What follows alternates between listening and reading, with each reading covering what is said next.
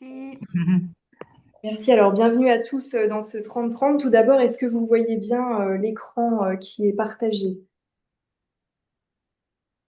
avec les Oui, slides? très bien. Bonjour. Bonjour, super, merci. Alors, pour vous expliquer rapidement le principe, hein, en complément de ce qu'a pu vous dire Michel, donc nous aurons dans un premier temps 30 minutes de présentation sur un travail qui est en cours de finalisation, donc sur la constitution d'un guide d'aide à la reconversion des friches, qui est à destination principalement des élus et des collectivités.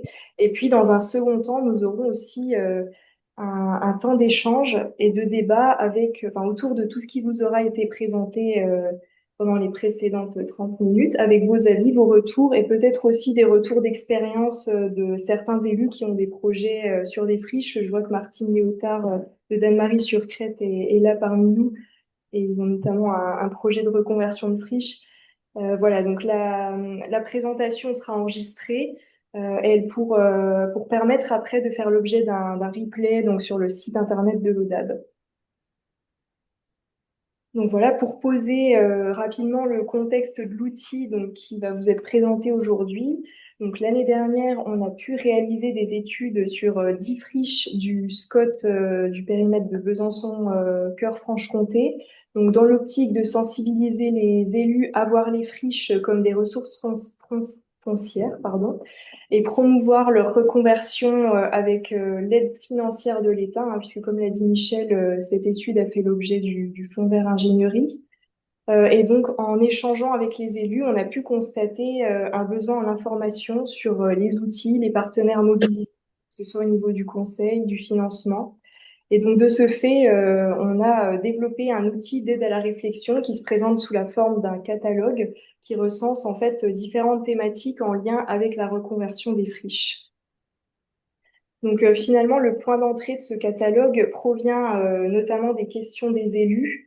Et puis on a aussi alimenté son contenu en cherchant à apporter des réponses donc à ces questions, en faisant des zooms spécifiques et thématiques. Donc ce grâce notamment à nos connaissances techniques, des recherches, du benchmark, mais aussi des échanges avec des partenaires qu'on a pu mener l'année dernière.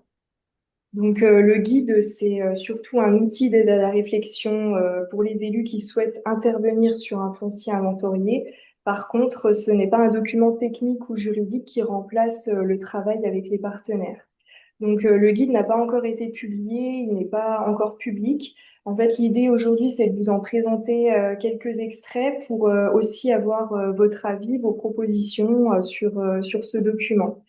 Donc l'outil, comme je vous disais, peut concerner tous les élus, mais c'est vrai qu'en termes de ressources et de partenaires qu'on a pu mettre en avant dans ce document, ils proviennent principalement du périmètre du Doubs et plus particulièrement du périmètre du SCOT Besançon-Cœur-Franche-Comté.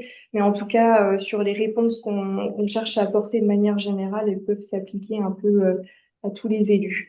Donc le guide, il fait une cinquantaine de pages à peu près, et puis donc il se présente de la manière suivante. Alors, vous voyez peut-être pas très bien, mais je pourrais vous la montrer à la fin de enfin, des extraits à la fin de la présentation si vous le souhaitez.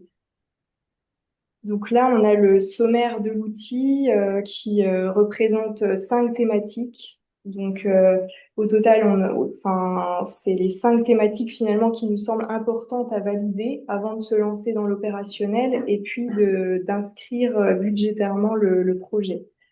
Donc on a le foncier, on a les études préalables et approfondies, le portage opérationnel, c'est-à-dire qui finalement est maître d'ouvrage dans le projet, les différents modes de gestion.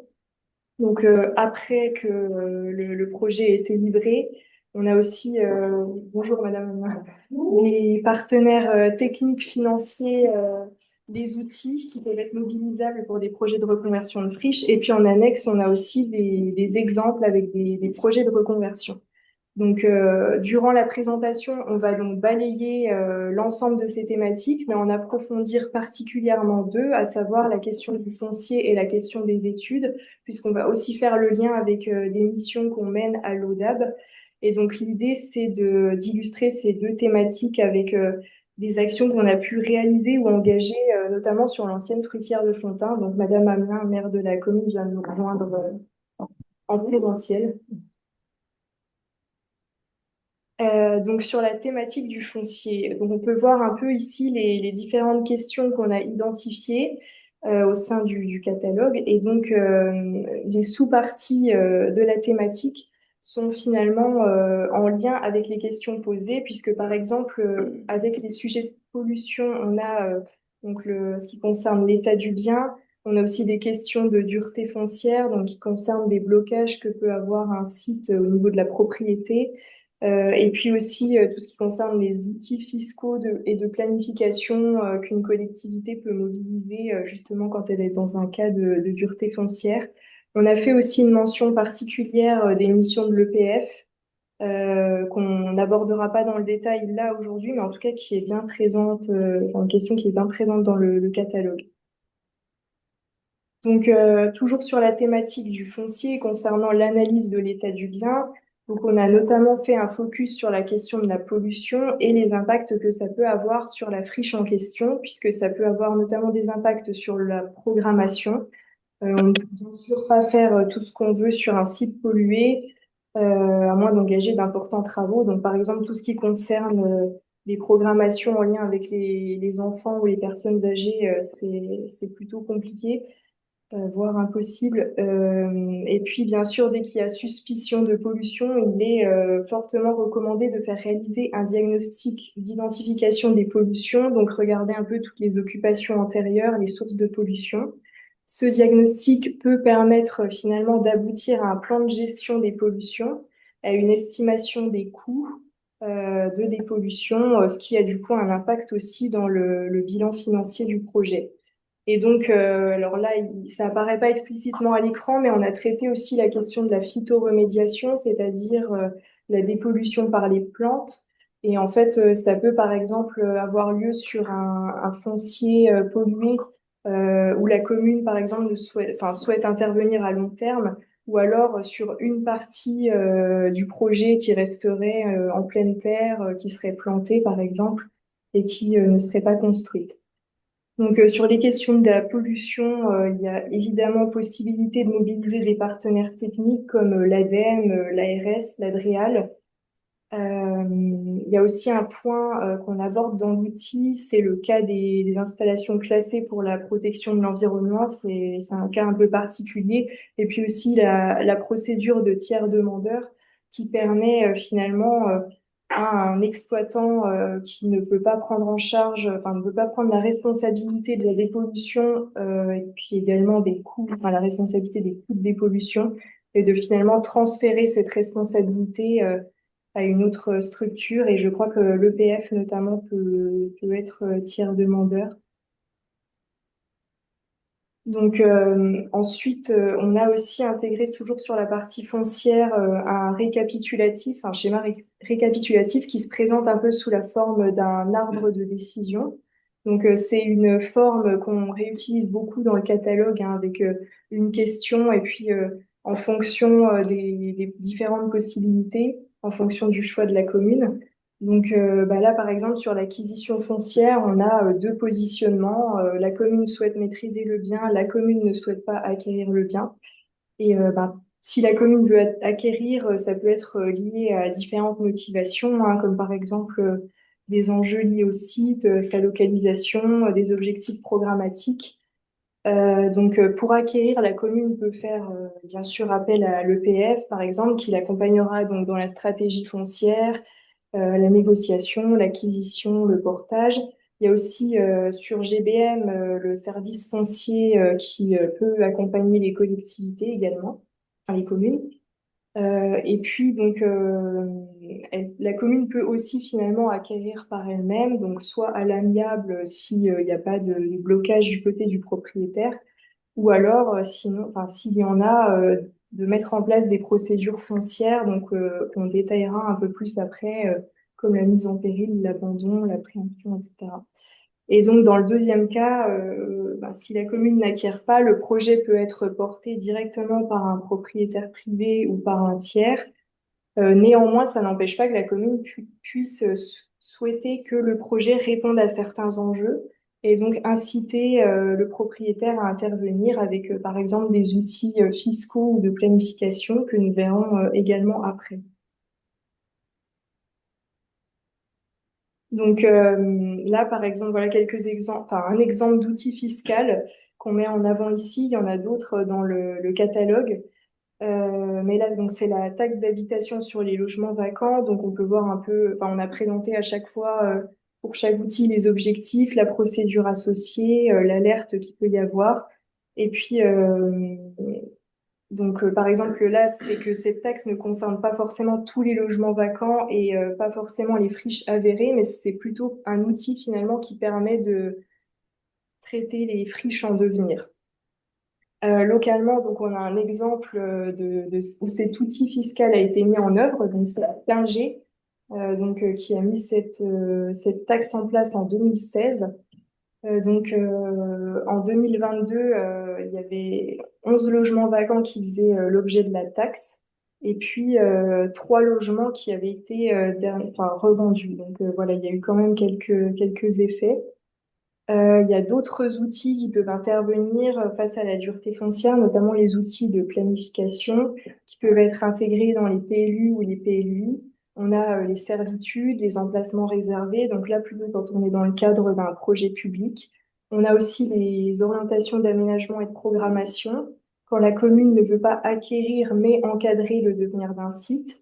Et puis, il y a aussi possibilité d'impacter les règles ou le zonage pour la destination du site.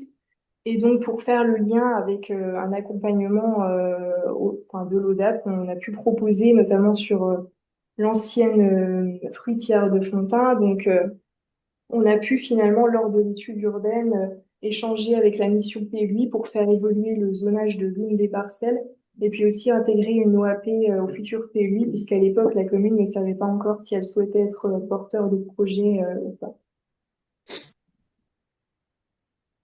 Donc, toujours sur la stratégie foncière, on a aussi les procédures qui peuvent être mobilisées par une commune quand il y a encore une fois un cas de dureté foncière. Donc, à noter que le statut privé d'un bien n'exclut pas les possibilités d'intervention. Donc, selon les situations, il y a différentes modalités d'intervention. Par exemple, le bien n'est pas entretenu par le propriétaire et il est dangereux, donc il y a les procédures de mise en péril imminent, d'abandon manifeste. Parfois même, la commune ne sait pas qui est le propriétaire et là, si vraiment, voilà, elle ne le retrouve pas, il y a la possibilité aussi de la procédure de bien s'en mettre. Donc ça, je précise, c'est des procédures qu'on détaille plus dans le catalogue. Là, j'ai vraiment mis un extrait à l'écran. Et puis quand la collectivité a un projet sur le site, donc il peut s'agir d'un projet d'intérêt public, et la commune donc souhaite acquérir le bien, et donc il y a par exemple la préemption, la déclaration d'utilité publique. Donc voilà un peu sur la partie foncier. Donc ensuite, sur la question des études, on a des études préalables qui permettent finalement d'identifier les enjeux et poser les intentions de projet. Et puis les études approfondies qui permettent de confirmer la faisabilité technique et financière du projet. Donc les différentes questions qui se posent à ce moment-là peuvent concerner donc les échelles de réflexion, les sujets à approfondir en lien avec les contraintes et les enjeux, l'intégration de l'économie circulaire au projet lorsqu'il y a du bâti dégradé, par exemple. Il y a aussi la question des partenaires associés selon les étapes de la réflexion, et puis le budget, comment on le définit, à quel moment. Donc là, bon, globalement, sur les études, on a mis en avant dans le catalogue les questions de la concertation et de l'économie circulaire. Dès l'élaboration du projet, le choix de la concertation est un choix important puisqu'il permet de définir qui on intègre à l'élaboration du projet, que ce soit donc les habitants ou d'autres partenaires techniques qui peuvent avoir un lien avec le projet. Et l'idée, c'est aussi de déterminer l'objectif de la concertation, donc à savoir le programme ou juste la couleur du bâtiment. Et selon finalement ce qu'on décide de faire, les modalités de concertation peuvent différer selon les publics aussi. Si c'est des enfants, des actifs, voilà, on les mobilise pas forcément au même moment dans la semaine. Donc, pour reprendre l'exemple de l'ancienne fruitière de Fontaine, avant qu'on réalise l'étude urbaine l'année dernière, il y avait déjà eu un temps de concertation, mais qui concernait une étude de revitalisation du centre de la commune. Et donc là, il y avait eu une balade urbaine avec les habitants pour permettre d'analyser le potentiel et l'accessibilité à différents sites, dont l'ancienne fruitière. Et donc sur la question de l'économie circulaire, on l'a intégrée au guide parce que pour nous, elle a vraiment plusieurs intérêts. Donc dégager des recettes potentielles avec la revente de matériaux, diminuer l'impact environnemental, limiter la génération de déchets. Et donc on a bien sûr l'exemple de Danemarie-sur-Crète avec Bricostock, qui s'appelle plus maintenant comme ça, mais voilà, j'ai l'ancien nom, où du coup la commune avait pu réaliser une économie de 370 000 euros par rapport à une déconstruction sans réemploi des matériaux. Et donc, on a illustré là dans le catalogue aussi à quelles étapes du projet la question de l'économie circulaire pouvait intervenir. Et donc, on peut voir qu'elle intervient finalement à toutes les étapes, que ce soit des études préalables à la phase de réalisation du projet. Donc là, sur les études préalables, on vous propose encore une fois de faire le lien avec l'étude qu'on avait pu mener l'année dernière sur l'ancienne fruitière de Fontain. Et donc voilà un peu finalement la méthodologie qu'on a développée à l'agence avec une réflexion donc à trois échelles.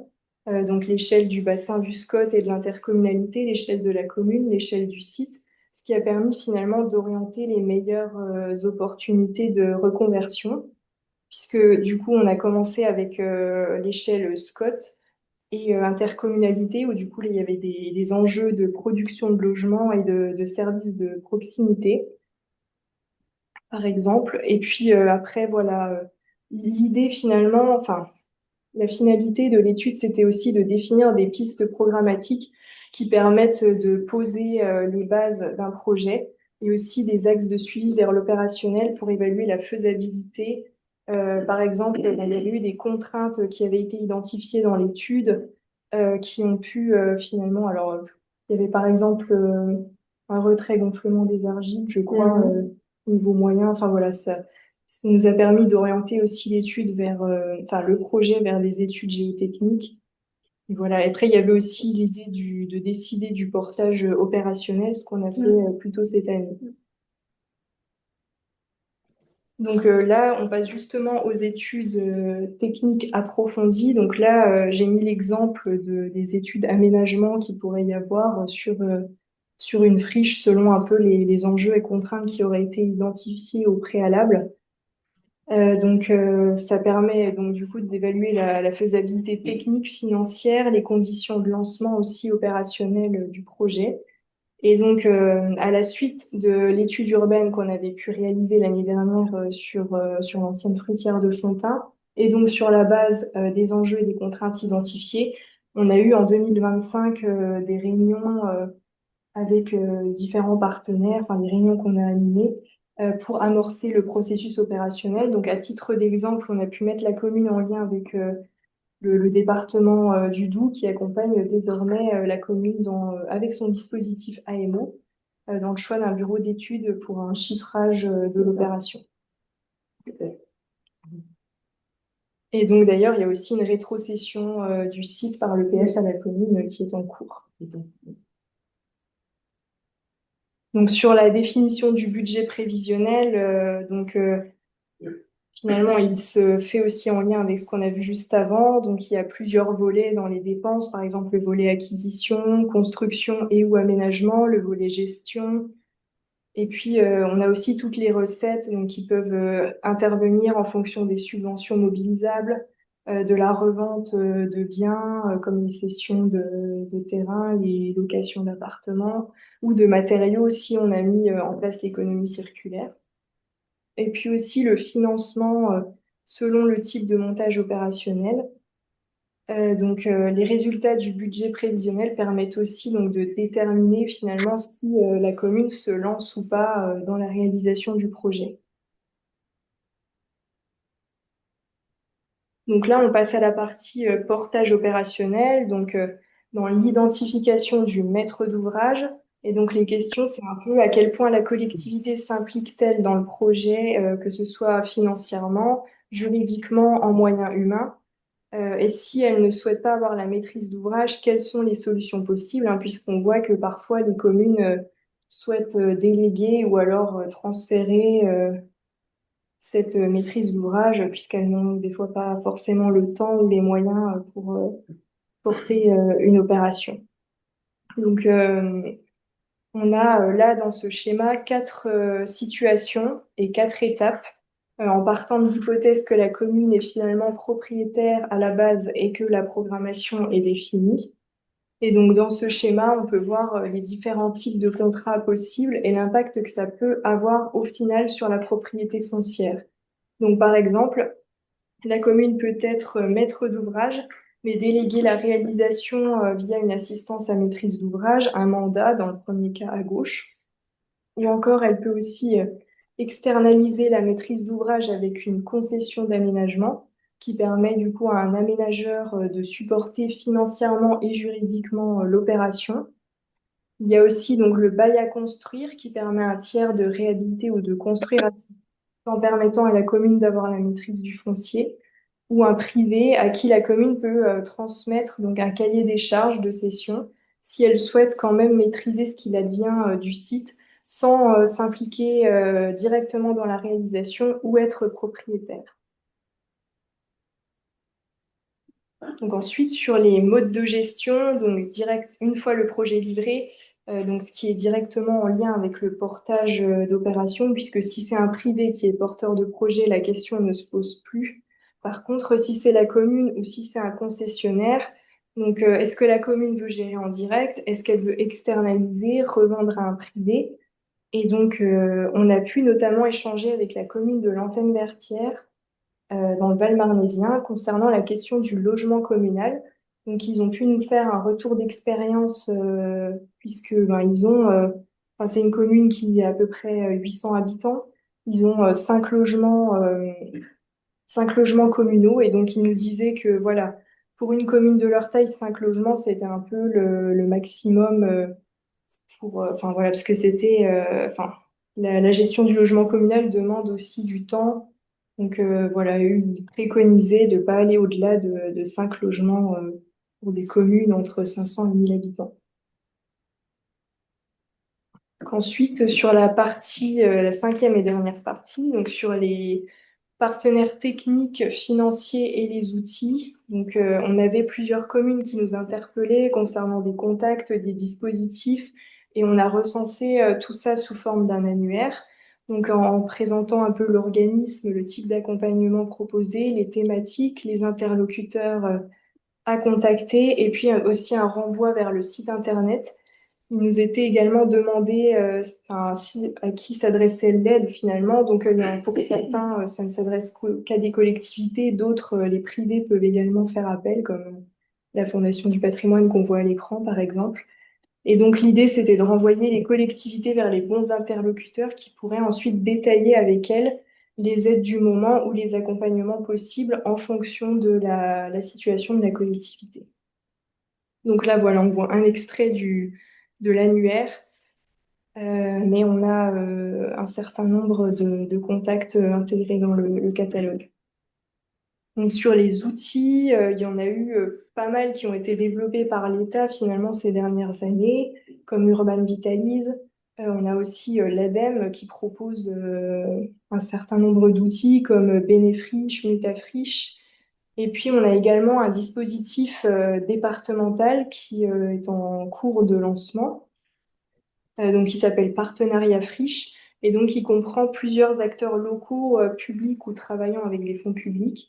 Et donc ce qui est proposé par ce groupe dont l'ODAP fait partie, c'est un suivi en ingénierie sur les différentes étapes du projet, que ce soit de l'identification de la friche à l'accompagnement AMO. Et donc l'idée finalement de ce groupement, enfin de ce groupe, c'est que le processus se poursuive avec les bons interlocuteurs et que la collectivité finalement ne se sente pas perdue à la fin d'une étape et qu'elle puisse enfin, poursuivre ce, cette reconversion de friche. Voilà, et puis ensuite, dernière slide sur les annexes, donc pour vous présenter un peu à quoi ça peut ressembler. Donc on a recensé un certain nombre de projets, pardon, en lien avec aussi des thématiques qu'on a pu aborder dans le catalogue. Et donc en fait, l'idée, c'est aussi d'illustrer finalement ce qu'on a présenté avant et aussi de montrer que finalement ça marche, qu'il y a des communes qui ont pu reconvertir des friches et que ça a pu faire un beau projet. Donc voilà pour la présentation. De mon côté, j'ai terminé.